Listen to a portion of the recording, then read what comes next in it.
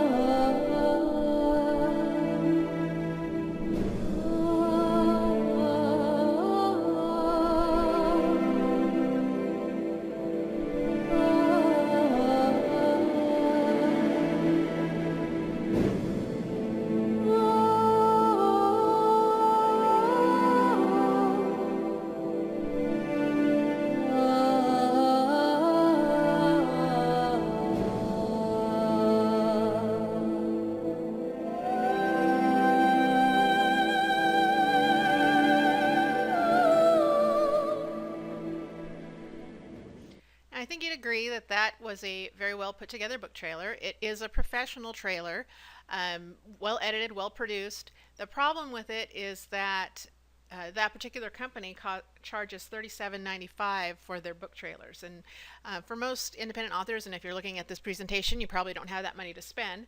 So today we're going to be looking at some lower cost options, some free and low cost options. You can either spend the time learning how to use some of these tools, or you can spend money and pay someone else to do it. And I choose to spend the time to kind of learn how to do it. So a question a lot of people ask is, do I really need a book trailer? The answer is probably no. I mean, you don't have to have an Amazon author page either, but I think a trailer can be a good marketing tool to have in your toolbox, something that you can share on your social media so you're not constantly spamming people with links, and something visually appealing that could hopefully get people interested in your book. So today we're going to be looking at the steps to creating a trailer. This is how I go about doing it. It might not necessarily be the thing that works best for you, but hopefully it'll give you some ideas of at least where to start. I'll be sharing some sources for free and low cost images, videos, and music. And then we'll be taking a look at some of the lower cost software options out there for editing. We'll look at some examples of trailers as well, just so you can see how these different pieces of software work. So the first thing I like to do is start with a script. An important thing to remember with a trailer is you want to keep it short, a minute to a minute and a half total. Think about a television commercial, and generally those are about 30 seconds long, and you can tell a lot in 30 seconds. You want to catch and keep the attention of the viewer. You don't want to give them time to get bored or click away. You also want to tease. Don't tell the story. You want there to be a reason for them to want to know more. I know someone once who had a trailer that was almost 4 minutes long, and she said, well, it needs to be that long to tell the story. But the trailer does not tell the story. It is a teaser. You want them to come back. You want them to want more. So one other thing to remember is not to replicate your summary in your script. A lot of times your trailer will run alongside of your summary, or the summary will be in the caption of the trailer or something like that. So you want them to supplement each other and not be repetitive. Again, you want to leave some mystery. Have them asking questions. Well, what happens next? Well, who is that? You want them to click on that button to get more information. It's a commercial. It's a commercial. Don't forget that. And then last thing you want to do is read it out loud and time it. If you want to keep it around a minute and a half, you want to make sure you're not writing too many words for that to happen. Keep in mind that music and sound effects will add time, and so you need to kind of think of that in your head when you're reading it out loud. So we're going to look at another trailer. And this might be for a book you might know.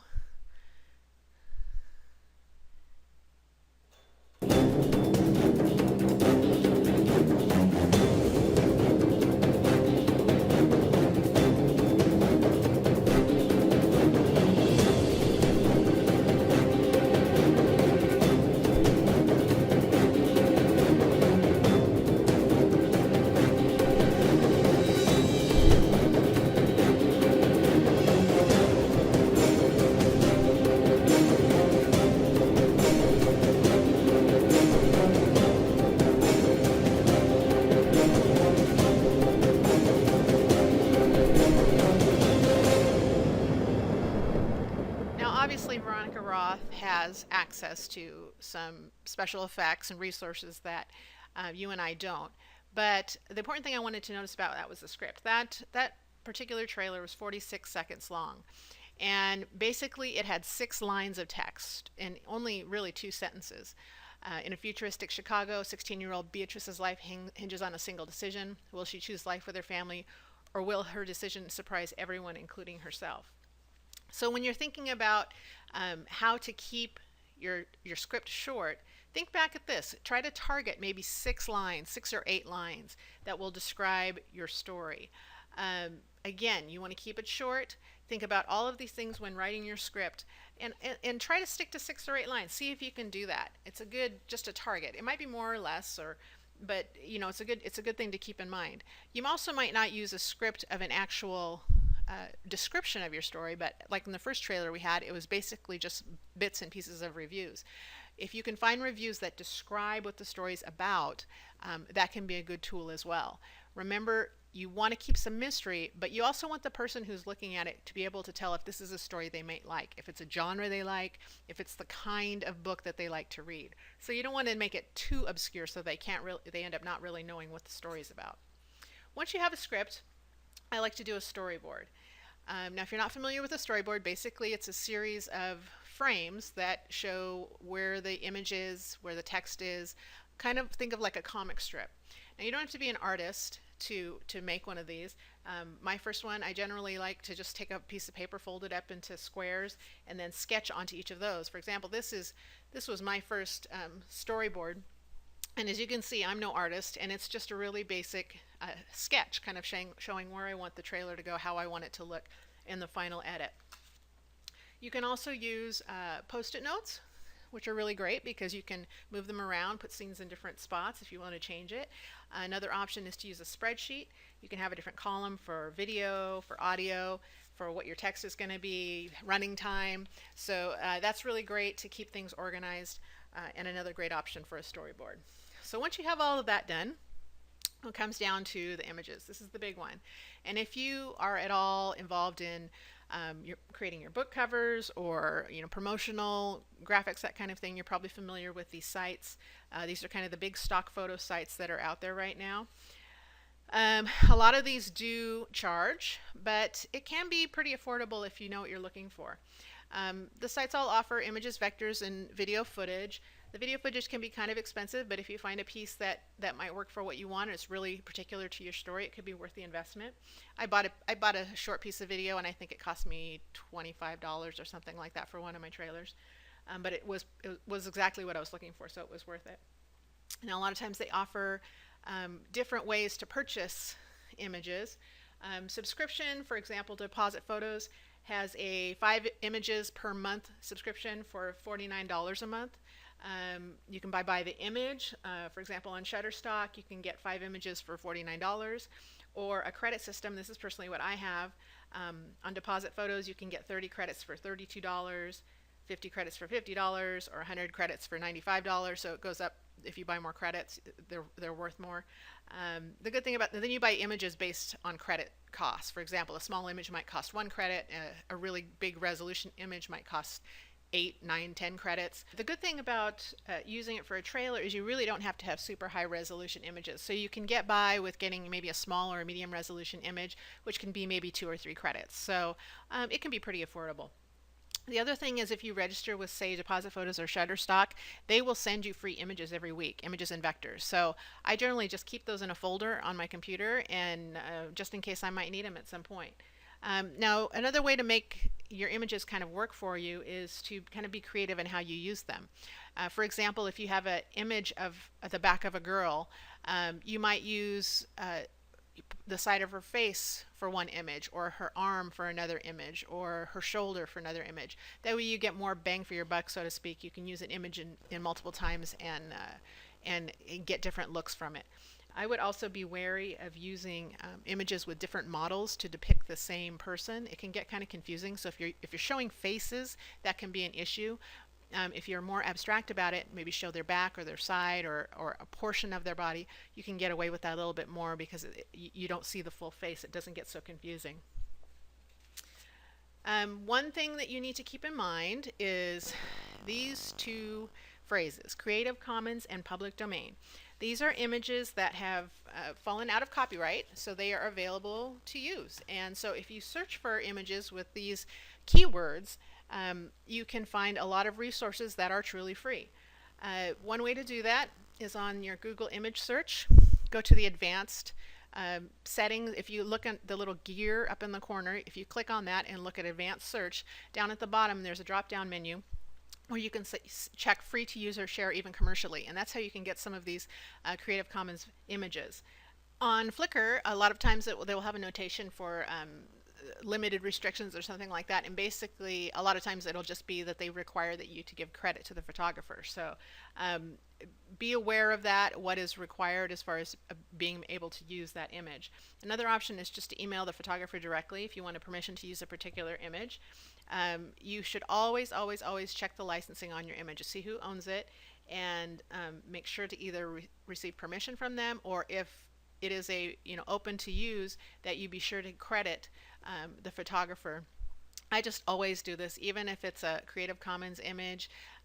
Find out who to credit and just give credit just to cover yourself, and put it in the credits of your trailer, and that way you don't have to worry about it. Another option to kind of avoid all of this is just shoot your own video. A lot of people can do this, and again, I would suggest that you be creative, think more abstract. Instead of getting actors or friends to act out a scene from your book, think more symbolically, because it's going to be more powerful, and not, you won't end up looking kind of cheesy, which a lot of these can if you try to do it with amateurs. So just something to think about. Once you have the images, then we get to talk about music. The keywords here are royalty free. You want to be able to use the music without having to pay a royalty to the license owner every time you use it. Now, royalty free doesn't always mean free. You can get music from iTunes. You probably know how to do that already. Search for royalty free music, and a lot of tracks are like 99 cents, so that's not too bad.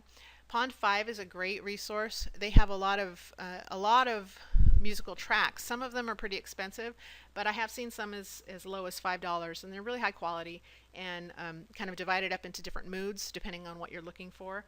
Some other options: Premium Beat, Purple Planet, and Compotech. All really great resources. Again, you have to kind of search through and find the ones that are lower cost, because there will be some expensive ones and some that are not so expensive. Again, you want to look for Creative Commons and public domain music, because that is free and you can use it, and you don't have to worry about someone coming back and suing you later. But you do also want to make sure, go ahead and credit the license holder, because that's always a good thing to do, just to cover yourself. Now, some other options. Maybe you have a friend who's a musician and can create something original for you to use on your trailer, on the guitar, the piano, something like that. If you find an artist you like online, maybe you can buy a track from them directly. Sometimes they'll do this just to get the exposure, and will maybe just want to credit on your trailer. If you find pieces of music that maybe are bits and pieces that you like, you want to put them together, you can use Audacity, which is a free download, to edit them. I used this on my first trailer because I couldn't find something that was really just perfect as far as music goes, and I had to piece together a couple different pieces of music, and it was really pretty easy to use. There is a learning curve, and it looks kind of complicated when you look at it like this, but you can see here is one track, and then here is another one, and this is where I cut it together. So it's it's really just a click and drag kind of thing. You have the option to use an external mic up here. You can record audio, you can add sound effects, you can do fade ins, fade outs. I haven't really used it a whole lot other than this, but I found it pretty easy to use, and it just takes some time to kind of learn the functionality. So once you have your music, there's some options for editing. There's a lot of different options out there. Some of them cost a lot. I'm gonna look at 4 that are relatively inexpensive, that I found pretty easy to use for for a newcomer. So the first one is called Animoto, and is online. You do all the editing online, and the 30-second videos are free. You can edit as many as you want, as long as they're only 30 seconds long. And you might say, well, what can I do in 30 seconds? Well, I'm going to show you one that I created on Animoto, and this maybe took me 20 minutes to do.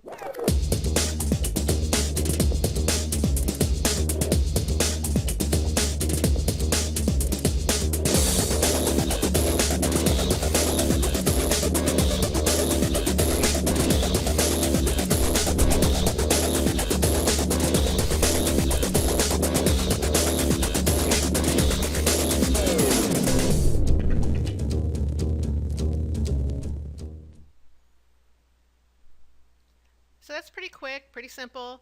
And yeah, like I said, that one was totally free. Now, if you want to create longer videos, they offer a membership, $5 a month or $30 a year, and you can create up to 10-minute videos. Now, there are some limitations, obviously. There are only a few templates that you can use. I think there's maybe 8 around then. I can't remember now, and you have to upgrade if you want the full catalog. But if you just want to put together some quick videos, some quick promo videos, even maybe not even trailers, but something for like a promotional event, I found it's really easy to use, and like I said, it's free, so it's worth checking it out. Another option, if you are an Apple user, is iMovie. It's available for iPod, iPhone, iPod Touch. The app costs $4.99. And let me show you a trailer that was made with iMovie. I think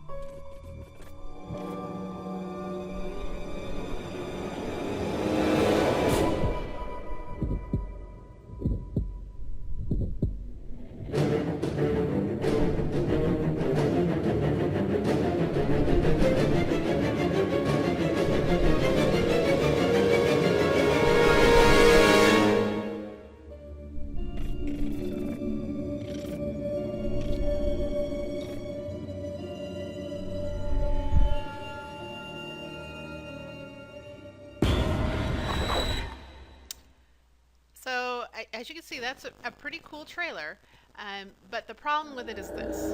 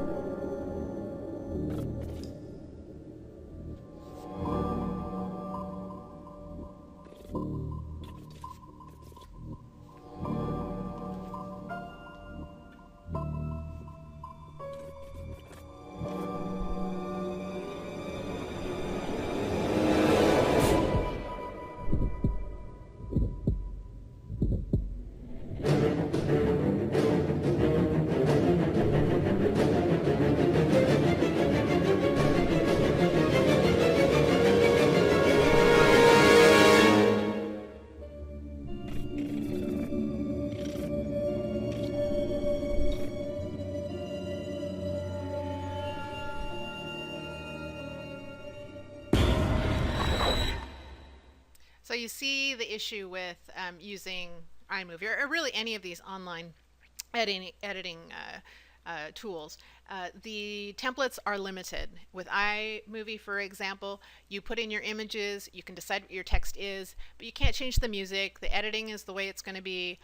You can't change the font, that kind of thing. So it can your trailer can end up looking really similar to someone else's trailer. However, the templates are pretty cool, and they can make you some great looking trailers. So if you're going to get the app, it's $5 and you can make as many trailers as you want, so it's probably worth checking out if you have Apple products. Onward to Stupeflix. This is one that I just recently found. Plans start for Stupeflix at $5 a month or $30 a year. This is really user friendly and very easy to use. You can edit as many as you want on the website, but to export it you need an HD pass, and the first one is free, so you can do a video for free. After that, you can earn more HD passes by getting other people to go to the site if you don't want to pay for the membership, or you can get the membership and then you can make as many videos as you want. Now, Stupeflix is pretty easy. This is actually pretty similar to what you'd see on Animoto as well. You choose your theme, what you want it to look at, and when you click on it, it'll kind of show a little demonstration of what that one looks like. And then after you choose your theme, you'll get to go here and you can add music. They have a music library, which is actually pretty extensive. You can choose whatever type of music you want. You can add full screen text over background, or you can add captions over your images. You don't have any control as to where those captions show up, or that kind of thing, because it's all pre-edited. So, that's just one of the things you give up. You give flexibility up for ease of use and less expense. So this is a video I created on Stupeflix. Hey,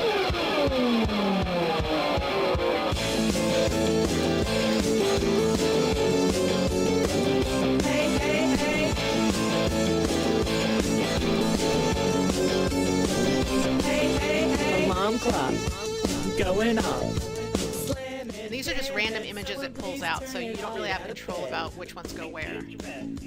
Rewind at a time, never mind my aching head. Running fast, late for class. Hurrying, worrying, what a big pain in the ass. I'm too cool for school, but I need to graduate. I can't wait. So again, you lose a little bit of the flexibility, but again, very easy to use, and that one was free because I used my free HD pass to use it. So last one is the one I usually use. It is called it used to be called Windows Live Movie Maker. I have an older version that's still called that. Now it's called Windows Movie Maker. It is a free download, and you might already have it if you have a PC, so check on your computer. It might already be there. This has more flexibility as far as what you can do, but a higher learning curve in that you have to learn how to do it. You have to spend time figuring out how to use the software. You can, there are lots of forums and tutorials out there though to kind of figure out how to use it and to get around some of the limitations that it does have. For example, I'm going to show you the beginning of a trailer that I created, my first trailer on Windows Movie Maker.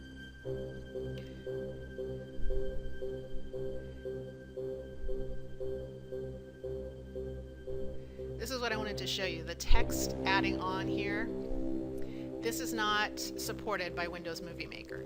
So you have to find a way to get around that because Windows Movie Maker won't let you do that using solely its functionality. So this is how I did it. If you see here, you might remember this from my storyboard. In order to have the text add on, I had to create a slide that first had no text on it, then had the first line of text, and then the line that came in, and then the next line of text, and then the next, and then had to slide between each of those to give the illusion that the text was adding on. And I did that for each of the graphics in this trailer. So that was a workaround that I learned on one of the forums. So if you get stuck and you can't figure out how to do something, you usually can find a workaround for it. Another way to do it, if you wanted to do this where you're adding text on, is to maybe do the first slide, like here, this one and this one, leave it as just that, run it all the way through, and then export it and then load it back in, run it through again, and then you can add text on top of the text you already have. So the only thing with that is you lose some resolution when you do that, but it is another workaround that you could use if you really need to get that done. That said, Windows Live Movie Maker, or Windows Movie Maker as it's known now, does have quite a bit of functionality just simply as is. This is a trailer that I created that just using the functionality of Windows Movie Maker.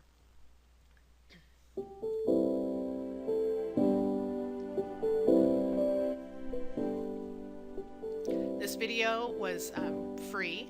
It was a free download. I'll show you the link to get that. This is 2 images off Deposit Photos. This was a free image that was emailed to me.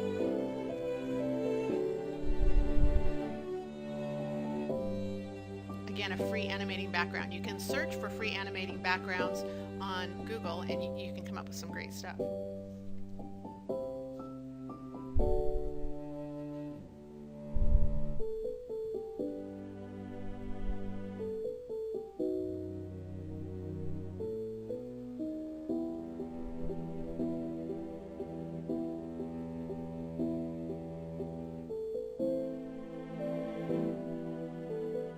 Again, these zooms and pans are all standard. Those are easy to do on Windows Movie Maker.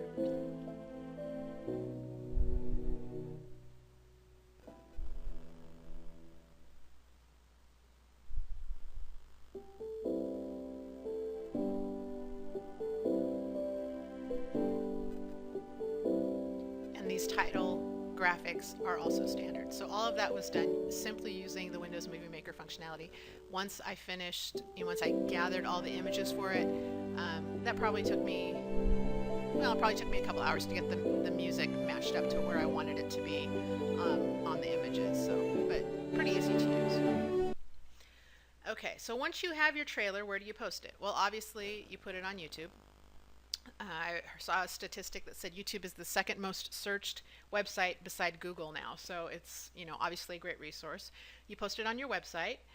You can upload it on your Goodreads page, your author page on Goodreads, as well as your Amazon author page. They both allow that. Put it on your Facebook page. You can tweet it on Twitter, something to put in between those buy links, show someone something interesting to look at. On promo posts, if you're doing a blog tour or you're writing a guest post for another blog, you can always include the widget for your trailer as well. When you're on YouTube, if you go to the share button underneath your video, there is an embed code that you can send to blogs, and they can upload it directly onto their website or embed it directly on their website. You can put it on other social media like LinkedIn and Google+. Pinterest lets you post videos now, so that's a great place to put it. And be sure to link back to where your book's being sold, or is your webpage, someplace like that, so people have a way to get more information. Another thing you can do is a trailer reveal, kind of like a cover reveal you would do for your book, where you get together a bunch of blogs, say, hey, you want to reveal my trailer on such and such a date, and they all reveal it at the same time, make kind of a party out of it, so that can be kind of fun. So that is building a bargain book trailer. If you have any questions, feel free to contact me. I'm at Twitter at @TM_Franklin. I'm on Facebook at @TMFranklinAuthor, or you can email me directly at tmfranklinauthor@gmail.com. I also have if you look on this post, you'll see all of the resources, plus a lot more for images and video, audio, all of that kind of thing that you can use in your trailers for free and low cost resources. So feel free to take that and share it. If you liked this tutorial, be sure and pin it, share it, post it, tweet it, wherever, share it with other people. And like I said, if you have any questions, give me a shout out. Otherwise, thank you for joining me, and I hope this was helpful. Thanks a lot.